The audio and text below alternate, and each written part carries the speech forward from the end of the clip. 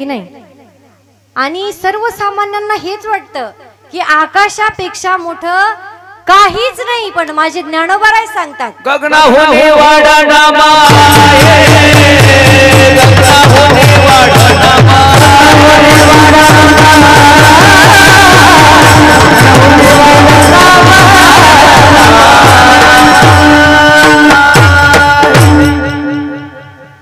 गगनाहुनी वाढ नाम आहे. बघा या आकाशापेक्षा सुद्धा मोठं काय आहे देवाचं? अनुरेनु या तुगडा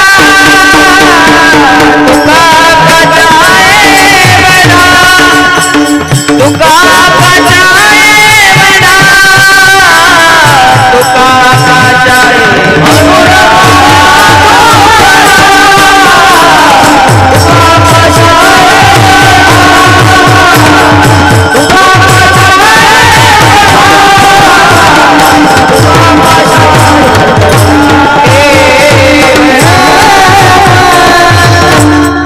पंचमहाभूतात अडकत नाहीत का?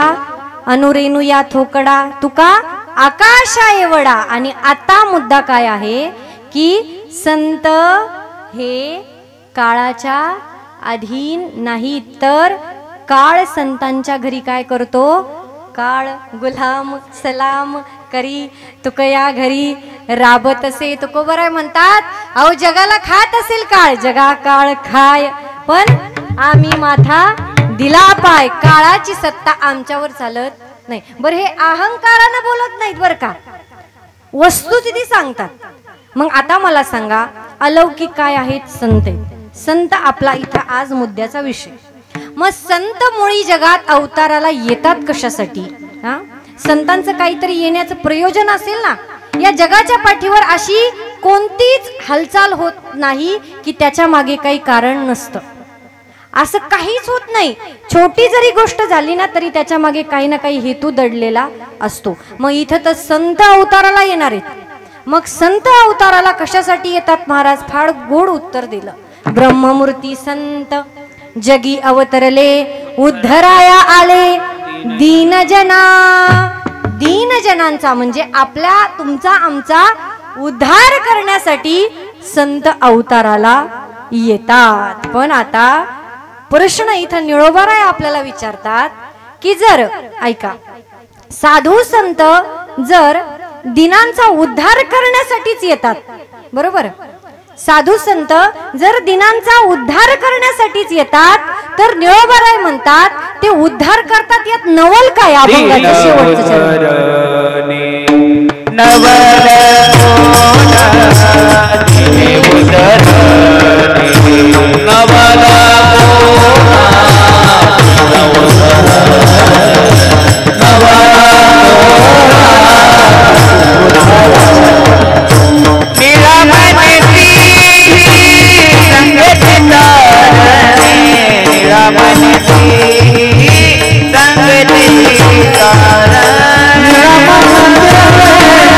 संग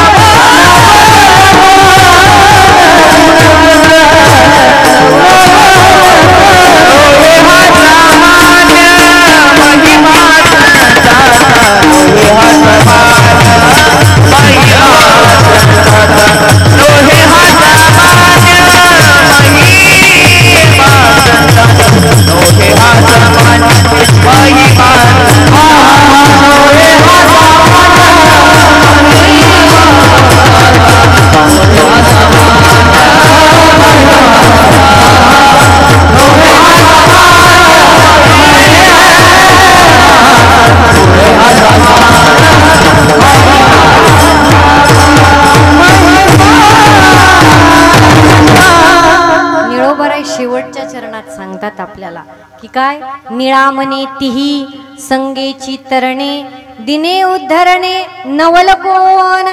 प्रश्नार्थक आपल्याला सांगितले की संतांचं कार्य काय आहे, दिनांचा उद्धार करणं.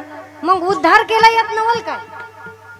मला सांगा, एखादा आजारी पेशंट डॉक्टरकडे गेला आणि त्यांना डॉक्टरने नीट केलं, तर डॉक्टरच्यात नवल काय. डॉक्टरचं कार्यच आहे ना त्याला नीट करणं, बरोबर. हा, मला सांगा, एखाद्या शिक्षकाची भूमिका फार मोठी आहे, पण एखाद्या शिक्षकाच्या हातून खूप चांगला विद्यार्थी घडला, पण यात नवल काय हो.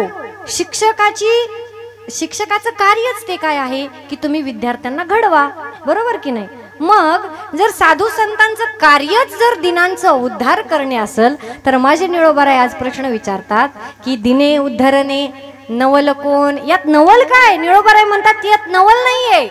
मग आता ऐका, निळोबाराय म्हणतात यात नवल काय नाही. मग नवल तर आहे तरी कशात हो. नवल नेमकं आहे तरी कशात. आता ऐका, नवल कसं निळोबारायांनी आपल्याला सांगितलंय आणि नेमकं नवल कशाला म्हणायचं, बरं का. हा, नवल कशाला सांगितलंय आणि नवल म्हणायचं कशाला. तर आम्ही मनुष्य प्राणी आहे ना, या जगाच्या पाठीवर एकमेव असा प्राणी आहे की ज्याला विचार करण्याची शक्ती, बुद्धी, सामर्थ्य दिलेलं आहे, बरोबर. बाकीच्या कुठल्या प्राण्याला दिलं का हो. पशु काय पाप पुण्य जाणती, उत्तम मध्यम भोग भोगती. जगाच्या पाठीवर मनुष्याला, माणसालाच फक्त विचार करता येतो, बरोबर की नाही. म्हणून तुकोबाराय सांगतात, क्षणोक्षणी हाची करावा विचार, तरावया पार भवसिंधू. विचार करायला सांगतात का, कारण ती शक्ती फक्त मनुष्याला दिलेली आहे, बरोबर. मग मला सांगा, आम्हाला विचार करण्याची बुद्धी दिली आणि आपण विचार केला, यात नवल काय. बुद्धी दिली ना आपल्याला, बरोबर. बुद्धी दिली तर आपण विचार केलाच पाहिजे. योग्य अयोग्य, चांगलं वाईट, सुख दुःख हे आपल्याला कळलं पाहिजे, कारण आपल्याला बुद्धी देऊन पाठवलंय. आपल्याला काहीतरी अपेक्षेने पाठवलं असेल की बाबा यांना मी बुद्धी दिली, नक्की हे यांच्या जीवनाचं सार्थक करून घेतील. कशाच्या जोरावर. बुद्धीच्या जोरावर. पण आता मला सांगा, आम्हाला बुद्धी दिली हे कळालं, पण या जगाच्या पाठीवर सगळ्यात निर्बुद्ध प्राणी म्हणजे काय हो. सगळ्यात निर्बुद्ध प्राणी जर कोणता असेल तर तो म्हणजे रेडा. आणि निळोबाराय म्हणतात की त्या निर्बुद्ध प्राण्याला सुद्धा वेद बोलायला लावलं. हे संतांचं नवल आहे अभंगाचं पहिलं चरण. मैसी पुत्र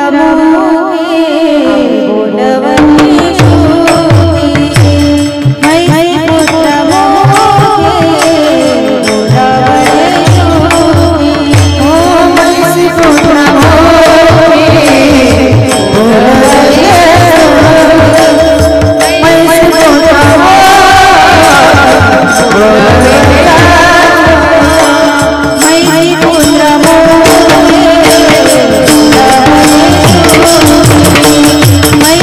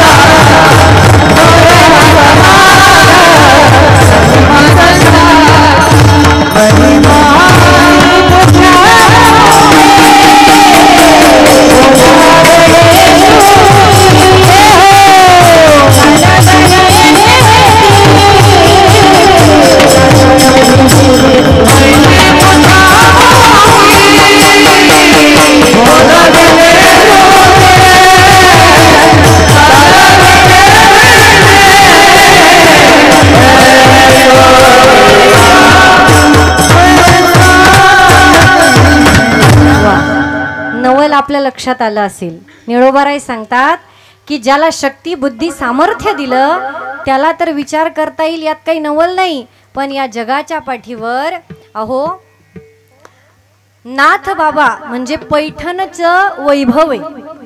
या महाराष्ट्राचं या देशाचं वैभव म्हणजे शांती ब्रह्म. जे संत आहेत, जे शांत आहेत आणि श्रीमंत आहेत असे नाथ बाबा, या नाथ बाबांच्या पैठण भूमीमध्ये जेव्हा ज्ञानोबाराय आदी करून चारही भावंड आले, कशासाठी?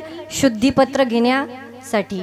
तिथे आल्यानंतर माझ्या ज्ञानोबारायांनी पैठणच्या ब्राह्मणांना विचारलं की अहो आम्ही संन्यासाच्या पोटी आलो, यात आमचा गुन्हा काय झाला? आम्ही संन्यासाच्या पोटी आलो, यात आमचा गुन्हा काय? आणि माझे ज्ञानोबाराय प्रतिउत्तर प्रतिप्रश्न करतात. तर पैठणच्या ब्राह्मणांना राग आला. ज्ञानोबाराय सांगतात की सर्वांच्या हृदयी तो परमात्मा आहे. हे सांगितल्यानंतर मग तर पैठणचे ब्राह्मण रागवले. म्हणे अरे काही काय सांगतोस, तोंडाला येईन ते बोलतोस, नाव ज्ञानदेव आहे म्हणून काही ज्ञानाच्या गोष्टी करशील का? हा, नाव तुझं ज्ञानदेव आहे म्हणून तू काहीही सांगशील त्याला आम्ही ज्ञान म्हणायचं? हे बघ इथून रेडा चाललाय, त्याचं सुद्धा नाव काय आहे? ज्ञान आहे.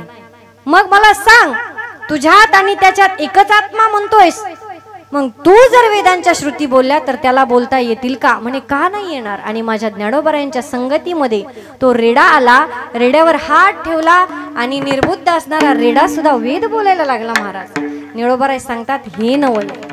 नवल कोणतं आहे? हे नवल आहे. उद्धार करतात यात नवल नाही. पण संतांच्या संगतीमध्ये अहो संतांच्या संगतीमध्ये तुमचं आमचं भलं होईल यात नवल नाही. निर्जीव भिंत सुद्धा चालली, हे नवल आहे. चालवणे भिंती बैसोनिया, निर्जीव भिंत चालली. आता सांगायला फार फार गोड वर्णन आहे बरं का, पण आपल्याला पुढं जायचंय. एका एका दृष्टांताला थोडासा स्पर्श करत आपण पुढे जाऊ. या संतांच्या संगतीमध्ये आपल्या जीवनाचं भलं होईल यात काहीच शंका नाही. मला सांगा, देवाची प्राप्ती करायची कुणाची? आपल्या जीवनाचं परम ध्येय काय आहे? हा, आपले लौकिक ध्येय असू शकतात. मला डॉक्टर व्हायचे, मला इंजिनियर व्हायचे, मला मोठा श्रीमंत व्हायचे, व्यापारी व्हायचे, मला नाव कमवायचे, बरोबर? हे लौकिक आपले ध्येय असायलाच पाहिजे. कारण काही ध्येय नसेल तर जीवन निरस झाल्याशिवाय राहत नाही. पण सगळ्यांना सरते शेवटी आयुष्याच्या शेवटी जायचंय कुठे? भगवंताच्या परमधामाला, बरोबर? भगवंताच्या गावाला जायचंय. मग आता भगवंताच्या गावाला जायचंय तर सहजासहजी जाता येणार आहे का? सामान्यांना जाता येणार आहे का? नाही. तर जायचंय कसं? तर जसं आपल्याला जर एखाद्या मोठ्या गावावरून जायचं असेल तर मध्ये टोल नाका भरावा लागतो की नाही? टोल भरावा लागतो ना. हा, मग देवाच्या गावाला जायचंय तर संतांचा टोल नाका आपल्याला भरावा लागतो. का भरावा लागतो? काय असं संतांच्या गावात आहे? काय असं संतांच्या गावात आहे की संतांचा टोल नाका भरावाच लागतो? फार गोड सांगतात. संतांची आगावी प्रेमाचा सुकाळ, संतांची आगावी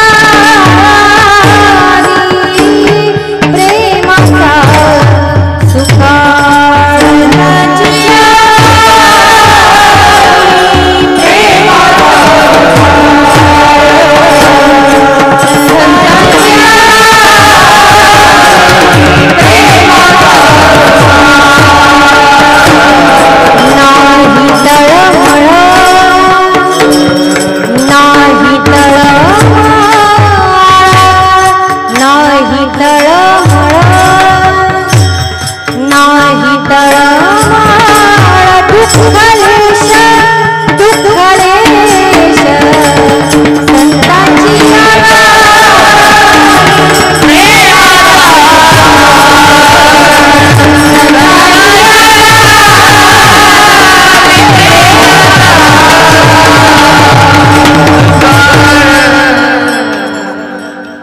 संतांची आगावी प्रेमाचा सुकाळ, नाही तळमळ दुःखलेश. प्रेमाचा सागर जर कुठे असेल ना तर संतांच्या गावामध्ये आहे. आता तुम्हाला सगळ्यांना सामान्यांना कळेल असं सोपं एक दृष्टांत देऊन हा सिद्धांत पूर्ण करते.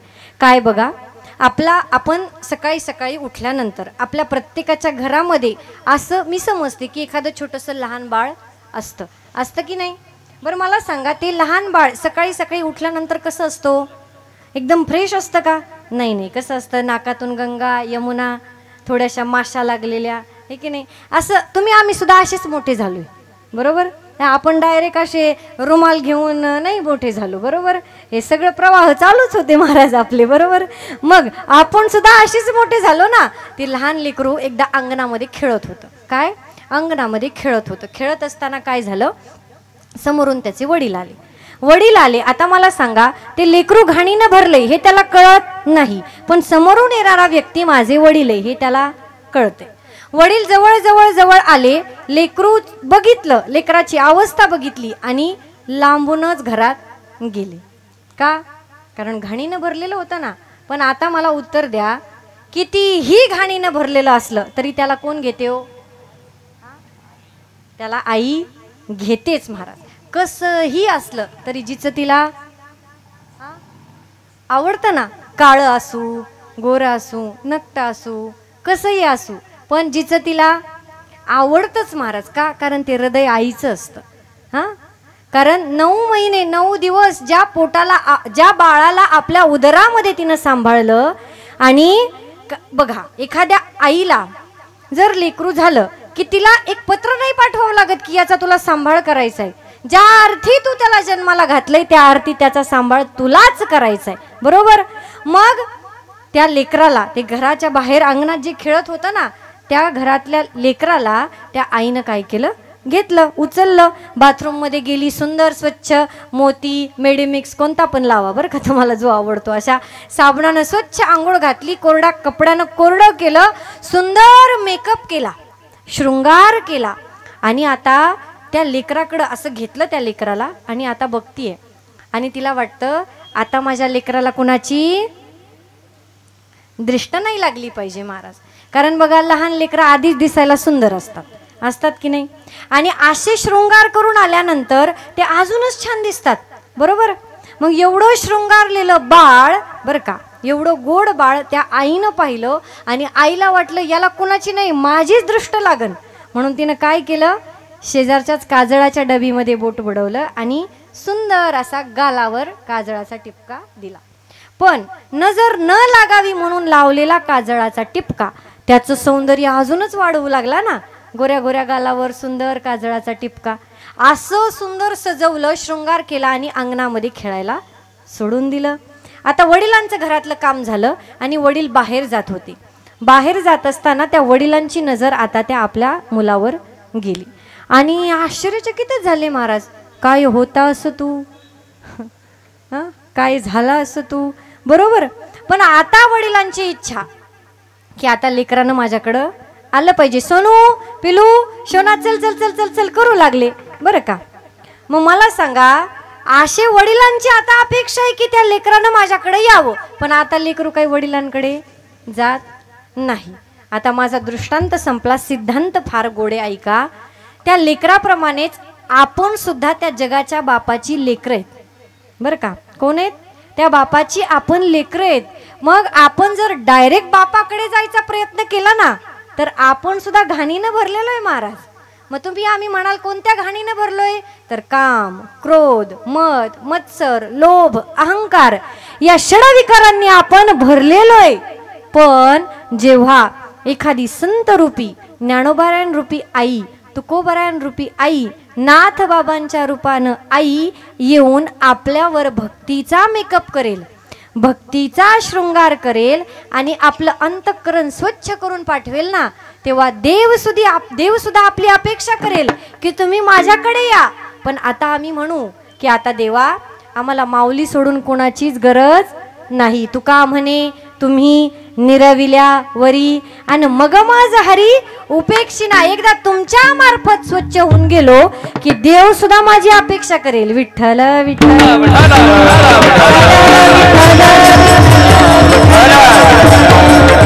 मग संतांच्या संगतीमध्ये एवढं सुख आहे, एवढं प्रेम आहे, म्हणून काय करायचं? संतन के संग लाग रे तेरी अच्छी बनेगी।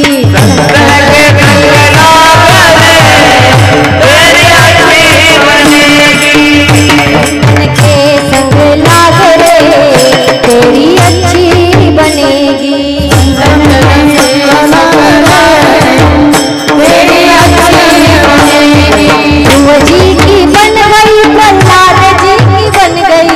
ध्रुव जी की बन गई प्रहलाद जी की बन गई। ध्रुव जी की बन गई प्रहलाद जी की बन गई। ध्रुव जी की बन गई प्रहलाद जी की बन गई।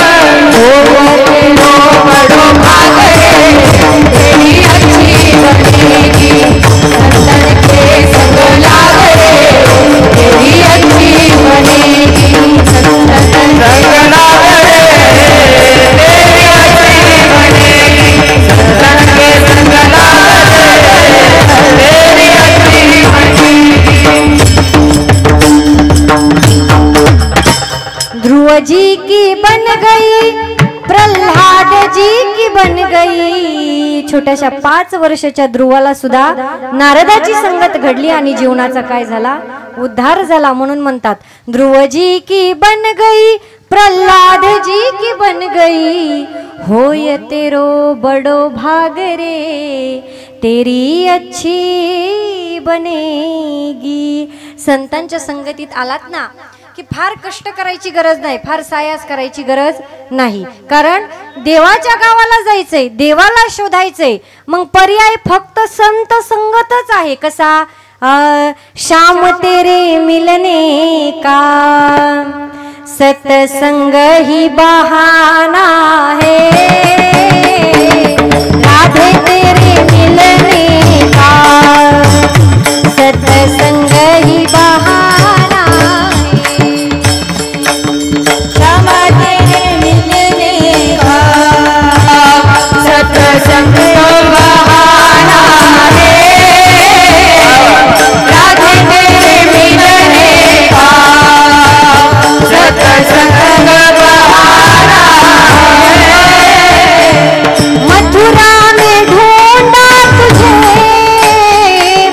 गोकुल में पाया है. हो मथुरा में ढूंढा तुझे गोकुल में पाया है. वृंदावन की गलियों में मेरे श्याम का ठिकाना है. श्याम तेरे मिलने का सत्संग बहाना है. श्याम तेरे मिलने का सत्संग बहाना है. राधे तेरे मिलने का सत्संग बहाना है. श्याम तेरे मिलने का सत्संग ही बहाना है. राधे तेरे मिलने का सत्संग ही बहाना है. देवाला प्राप्त करायचं असेल तर सांगितलंय संतांची संगत फार महत्वाची. मग आता संतांची संगत मला सांगा, संत काही चौकात बसले का हो? या आणि लाभ करून घ्या. संतांचे पुतळे आपण उभे केले चौकात.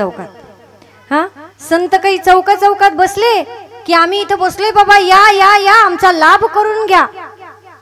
संत हे सहजासहजी भेटणारी वस्तू नाहीच मुळात. संत सहजासहजी भेटत नाही. बहु दुर्लभ आहे संत भेटी परी जग जेठी. करुणा केली त्या जगाच्या मालकानं जेव्हा करुणा येईल ना तेव्हा साधूची संगत आपल्याला घडेल. विठ्ठल विठ्ठल.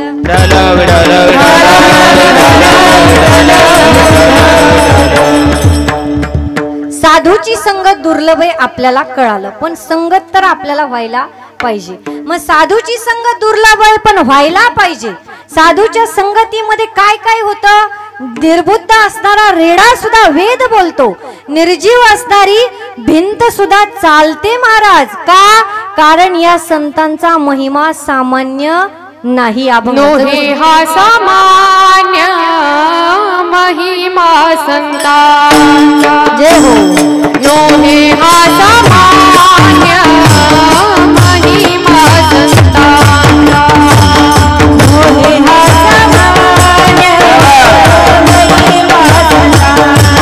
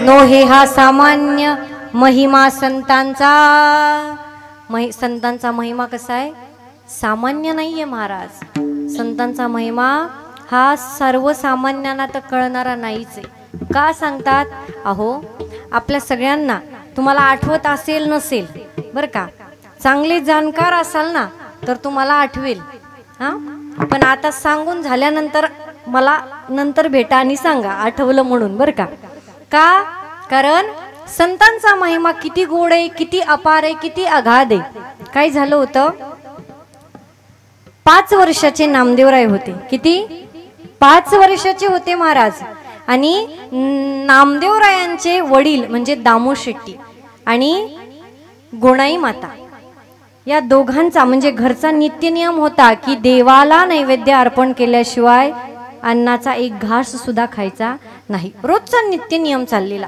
पण एके दिवशी दामू शेट्टींना बाहेर जावं कामानिमित्त बाहेर जाण्याची वेळ आली प्रश्न पडला देवाला नैवेद्य कोण अर्पण करणार छोटा नामा दुडू दुडू दुडू दुडू दुडू दुडू धावत आला बाबा बाबा बाबा बाबा हा बाबा बाबा काळजी करू नका देवाला नैवेद्य मी अर्पण करतो म्हणे अहो अंतकरण भरून आलं 5 वर्षाच्या लेकराला ही बुद्धी व्हावी आज 5 काय 60 वर्षाच्या माणसाला सुद्धा मोबाईल सुटत नाही बरोबर हा कुठेही गेलो तरी हा बरोबर जेथे जातो तेथे तू माझा सांगा बरोबर जिथे जाईल तिथे तू माझ्या सोबत कोण मोबाईल हो मोबाईल बरोबर मग मला सांगा लहान लेकरात काय हो लहान लेकराचं आपण म्हणतो की आमचं पोरगं मोबाईल शिवाय राहत नाही आपणच जर 24 तास मोबाईल मध्ये असो तर त्याच्यावरती संस्कार होणारच ना बरोबर की नाही मग लहान 5 वर्षाचे नामदेवराय होते पण काय मी नैवेद्य अर्पण करतो म्हणाले आणि मग काय झालं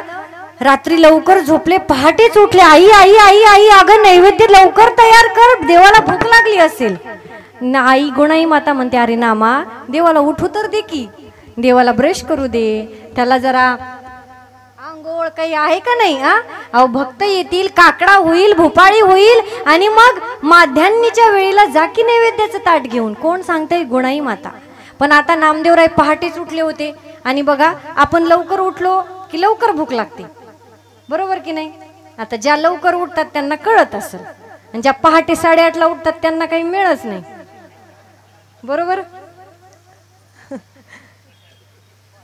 मग लवकर उठलं की लवकर भूक लागते मग नामदेवराय एक तर लवकर उठले होते मग खरी भूक लागली होती नामदेवरायांना मग आई लवकर लवकर लवकर आवर कसा बसा माध्यान्नीपर्यंत दम धरला आणि पंचपक्वानांचं ताट माझ्या गुणाई मातेनं सजवलं तयार केलं आणि म्हणे नामा आता जा देवाला नैवेद्य अर्पण करून ये नामदेवराय ताट घेऊन निघाले देवाच्या समोर ठेवलं आणि म्हणाले करा सुरू काय एवढं सहज आता मला सांगा करा सुरू म्हणलं की सुरू करायला काय ते